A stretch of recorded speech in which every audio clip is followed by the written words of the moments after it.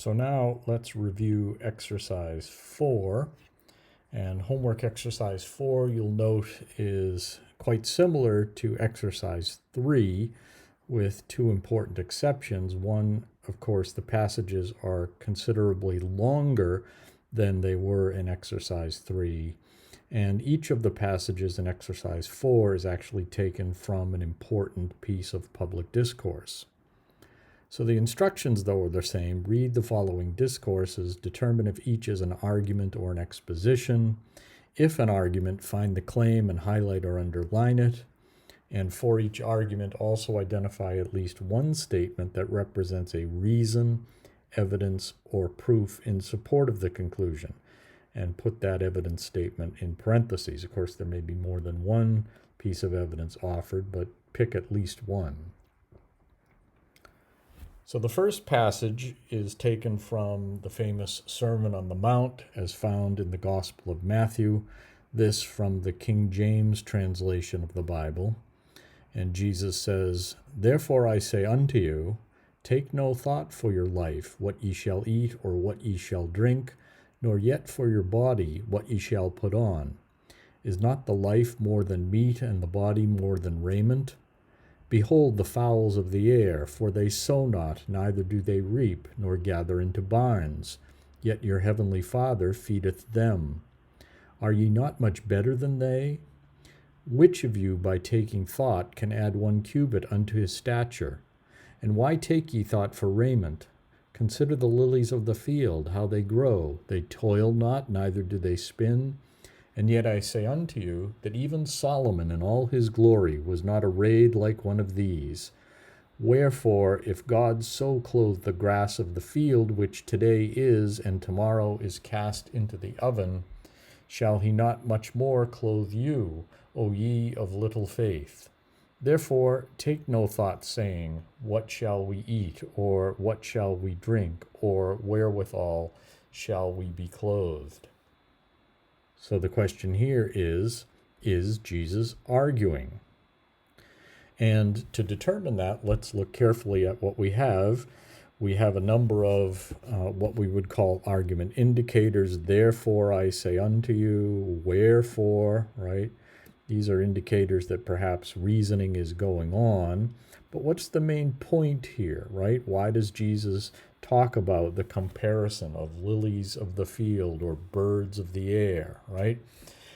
The key thing here is that Jesus is saying to his disciples and followers that they should not worry, that God will take care of them, right? That seems to be the main point of the whole discourse. He says, wherefore, if God so clothe the grass of the field, which today is, and tomorrow is cast in the oven, shall he not much more clothe you, O ye of little faith, right? And so he says, don't worry, don't take any thought. So we'll call that the conclusion. And in fact, there's a number of pieces of evidence here. The comparisons in particular, or what we would call the analogies, in this case actually super analogies, are functioning as the reasoning or the evidence form in this discourse. Jesus is using a particular form of argument called the a fortiori argument, or the argument by degree. It is a comparison of two things which are in fact not equal. And what Jesus is doing is asking his followers to reason, look, if the less likely thing has in fact happened, isn't it much more likely that the thing you expect, or the thing that's more likely, will also occur, right? So if the birds are being fed and they're less important than human beings, right, won't God also feed you? Or if the lilies of the field are beautiful in what they wear and they don't do anything like toil or spin, won't God also clothe you because you're more important, right? This is a key phrase here. Are ye not much better than they? That's the expression which tells us there's a comparison here of unequals, and the comparison here is what functions as the evidence. It's recognizing that God has taken care of less significant creatures in creation, and so then he will much more likely take care of you, who as human beings are much more important.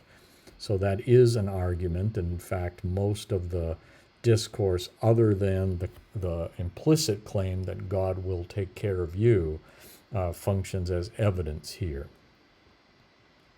Now, the second passage is from a famous speech by Daniel Webster, the second reply to Hayne from January of 1830. And in that speech, Webster says, among other things, it was a 5-hour speech, "The fact is that the people of the United States have chosen to impose control on state sovereignties. There are those, doubtless, who wish they had been left without restraint, but the Constitution has ordered the matter differently. To make war, for instance, is an exercise of sovereignty, but the Constitution declares that no state shall make war. To coin money is another exercise of sovereign power, but no state is at liberty to coin money. Again, the Constitution says that no sovereign state shall be so sovereign as to make a treaty. These prohibitions, it must be confessed, are a control on the state sovereignty of South Carolina, as well as of the other states. The opinion referred to, therefore, is in defiance of the plainest provisions of the Constitution." So in this case, we could ask, is Webster arguing? Does there seem to be an argument here? Are there reasons or evidence given in support of a claim? And in fact, actually, Webster says, right, the people of the United States have chosen to impose control on state sovereignty.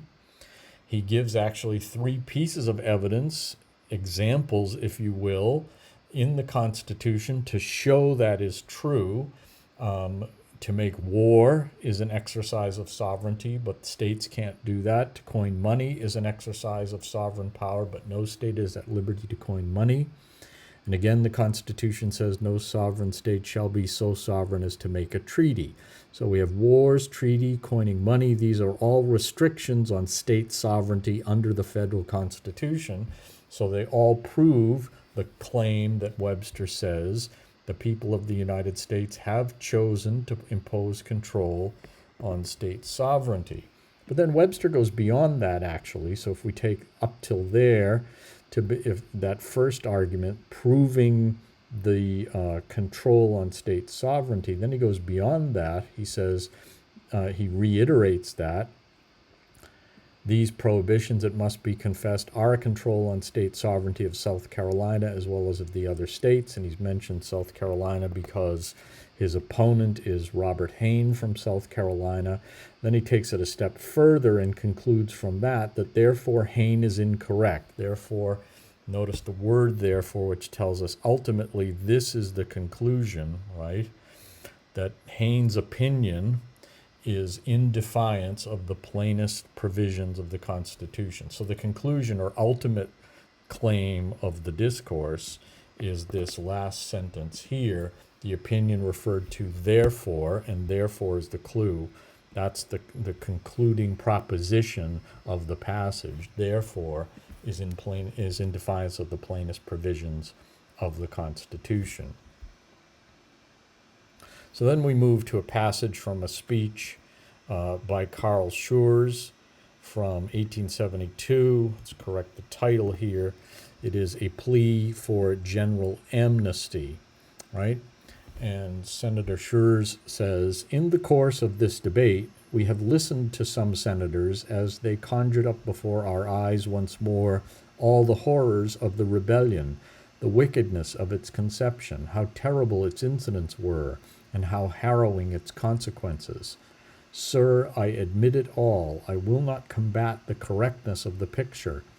And yet if I differ from the gentleman who drew it, it is because had the conception of the rebellion been still more wicked, had its incidents been still more terrible, its consequences still more harrowing, I could not permit myself to forget that in dealing with the question now before us, we have to deal not alone with the past, but with the present and future interests of this republic."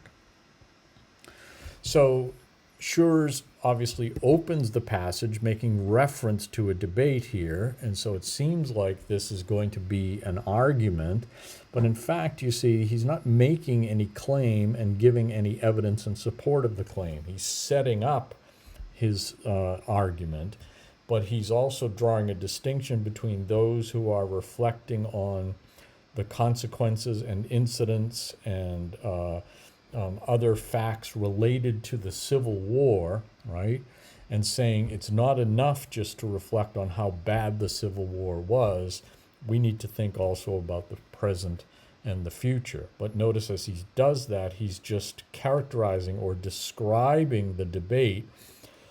He's not yet engaged in any argument. So all of this would be exposition. None of it works as inference making or invites inference making from the reader or listener. In number 4, we have a passage from a speech by Senator Joseph McCarthy on communists in the State Department given in 1950. And in that speech, Senator McCarthy says, "Ladies and gentlemen, can there be anyone tonight who is so blind as to say that the war is not on?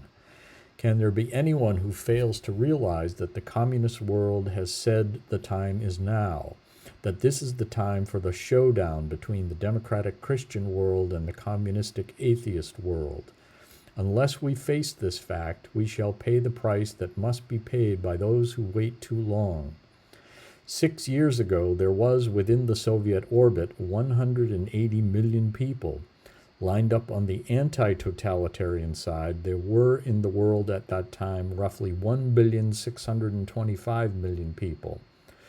Today, only 6 years later, there are 800 million people under the absolute domination of Soviet Russia, an increase of over 400%. On our side, the figure has shrunk to around 500 million. In other words, in less than 6 years, the odds have changed from 9-1 in our favor to 8-5 against us."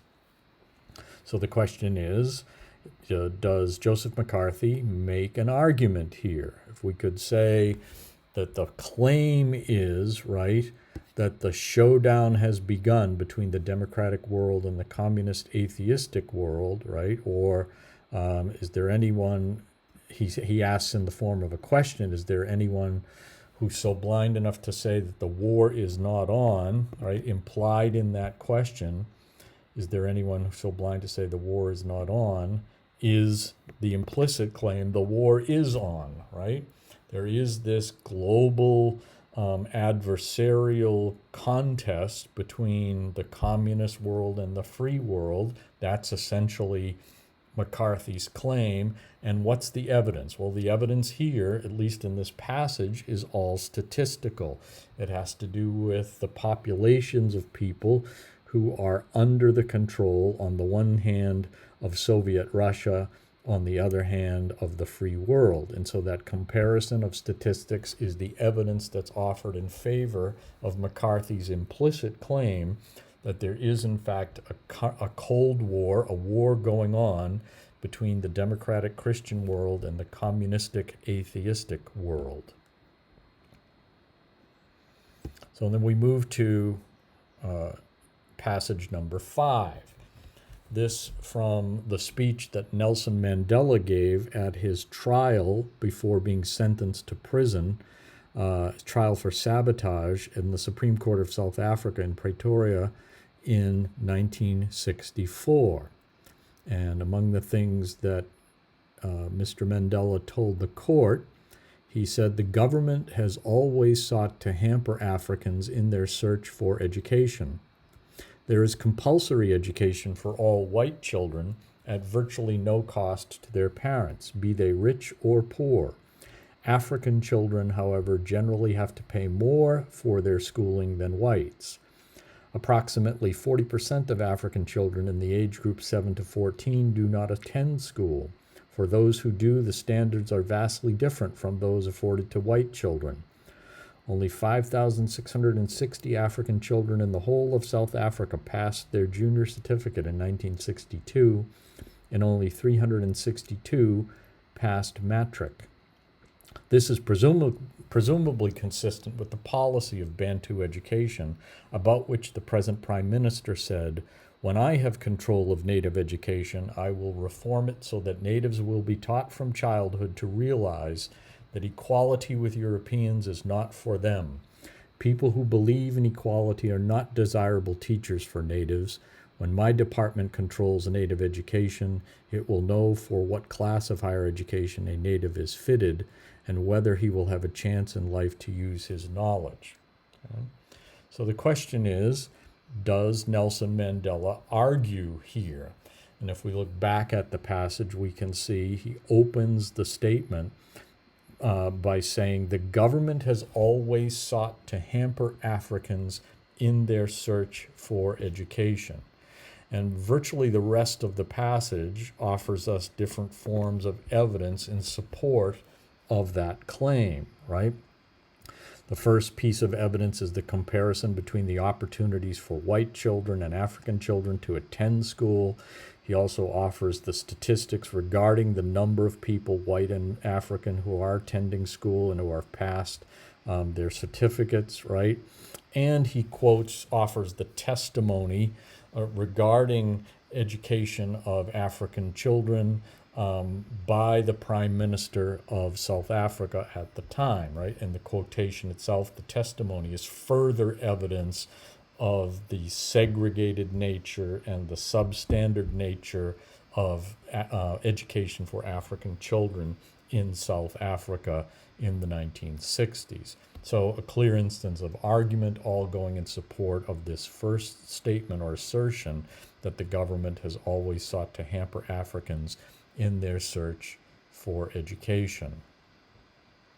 Number 6, this from the circular letter to New Hampshire Catholics of 2002. There has been considerable talk about the media in this scandal. Some believe the media demonstrated anti-Catholic bias. Some blame the media for searching out and reporting all the sordid details.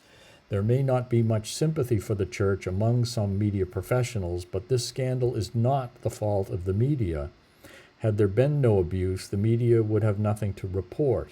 Had the church officials not kept so many dangerous secrets for so long, there would be much less to reveal today. Had children and victims and their families been afforded the dignity and justice they deserved, there would be far fewer of them before the cameras now. Focus on the media is only a convenient distraction from our most pressing problems. It is like saying we disapprove of the tone of the fire alarm that gets us out of the house safely. So the question here again is this an argument, right? And if we look at the whole passage, I think it's clear that the main point, the conclusion, if you will, is that the scandal is not the fault of the media, right? And indeed, the rest of the passage seems to suggest the reasons why we should not consider it so, right? And there are, if there had not been any abuse, the media would not be reporting now. Had church officials not kept the secrets, there would be much less to be revealed by the media, right? And if the children and victims and families had been given dignity and justice, they wouldn't be speaking to the media today. So the claim, it's not the fault of the media, and the rest of the passage after that, the evidence in support of that claim. The first couple of sentences, I think, would be exposition setting up the contrast between those who believe the media is to blame and the person making this argument who says it's not the fault of the media.